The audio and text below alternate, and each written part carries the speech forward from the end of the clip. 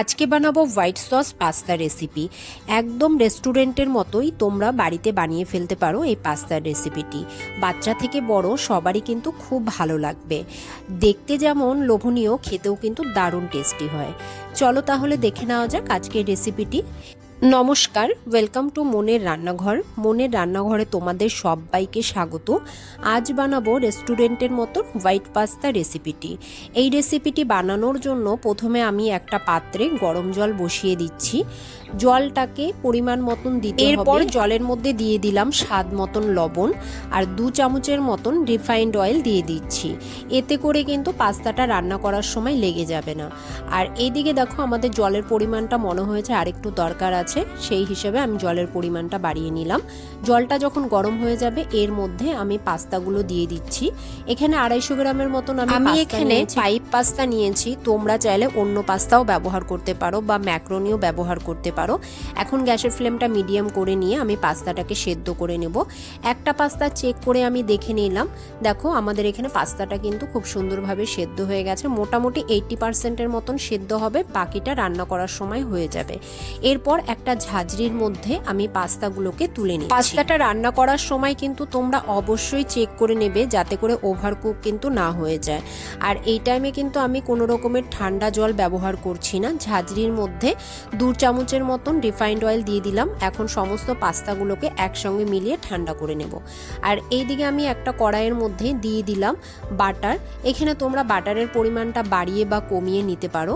প্রথমে আমরা সসটা বানাবো। বাটারটা যখন পুরোপুরি মেল্ট হয়ে যাবে এর মধ্যে আমি 2 চামচের মতন ময়দা দিয়ে দিচ্ছি।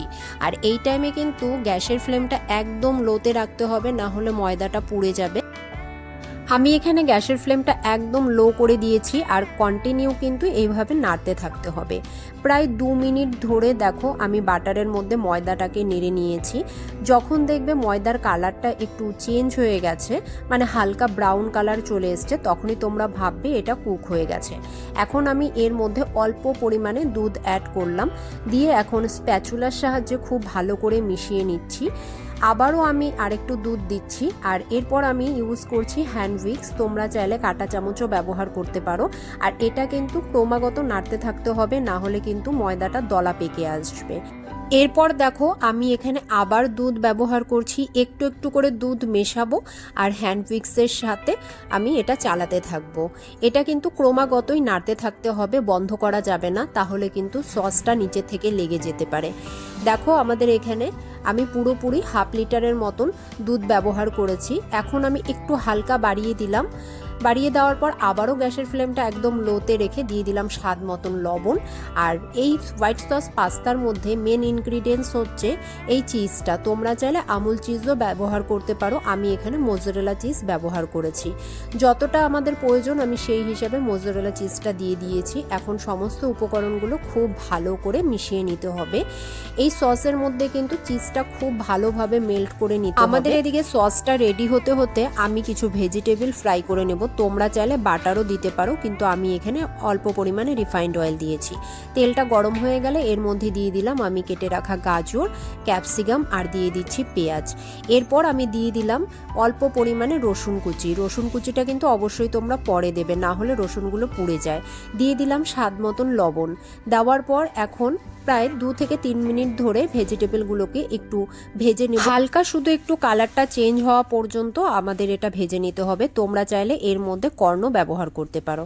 ভেজিটেবলগুলো আমাদের ওখানে ভাজা হয়ে গেছে। আর এদিকে দেখো আমাদের সসটাও কিন্তু একদম রেডি হয়ে গেছে। আমি কিন্তু সসটা পুরোপুরি ঘন করিনি, এটা রান্না করতে করতে সসটা পুরোপুরি ঘন হয়ে যাবে। এখন আমি এই টাইমে পাস্তাগুলো অ্যাড করে দিচ্ছি।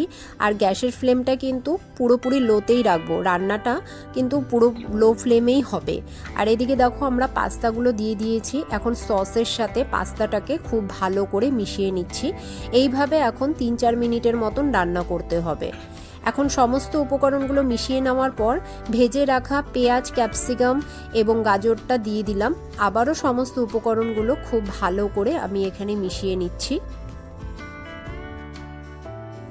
এরপর আমি এখানে অ্যাড করে দেব 1 চামচের মতন অরিগানো আর সামান্য পরিমাণে চিলি ফ্লেক্স। তোমাদের বাড়িতে যদি ছোট বাচ্চারা থাকে তাহলে চিলি ফ্লেক্সটা কম করে ইউজ করবে, আর যদি তোমাদের চিলি ফ্লেক্সটা বেশি দরকার হয় তখন তোমরা খাওয়ার সময় ওপর দিয়ে নিয়ে নিতে পারো। দিয়ে দিচ্ছি স্বাদ অনুযায়ী চিনি। এখন আবারও সমস্ত উপকরণগুলো খুব ভালো করে মিশিয়ে নিচ্ছি। আমি টোটাল ধরে নাও ওই 4 মিনিটের মতন রান্না করেছি গ্যাসের ফ্লেমটা লোতে রেখে। আমাদের এখানে হোয়াইট সস পাস্তাটা একদম রেডি হয়ে গেছে। এখন গ্যাসের ফ্লেমটা অফ করে দিচ্ছি, এরপর গরম গরম সার্ভ করে নেব। তোমরা অবশ্যই বাড়িতে একবার ট্রাই করো, আশা করি তোমাদের ভালো লাগবে। যদি আজকে রেসিপিটি ভালো লেগে থাকে অবশ্যই করে লাইক করে দিও, কমেন্ট করে দিও এবং চ্যানেলটি সাবস্ক্রাইব করার অনুরোধ রইল। আবারও দেখা হবে আবার একটি নতুন রেসিপি নিয়ে। ততক্ষণের জন্য তোমরা সবাই ভালো থেকো, সুস্থ থেকো। বাই।